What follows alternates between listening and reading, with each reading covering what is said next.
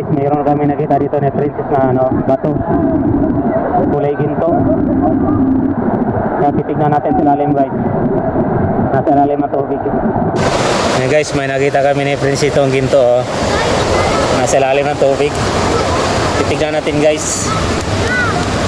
Ito oh, ginto ng bato. Ilublob natin tubig, ilublob natin yung ano guys. Ilublob natin yung cellphone para makita natin yung ilalim. Ayan o, nakakuhayang ginto ito. Bato yan o. Ano kaya ito guys?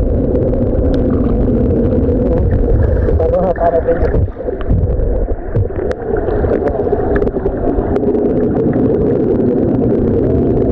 Kulay dilaw. Kulay dilaw na ano, bato. Ginto yata na guys no.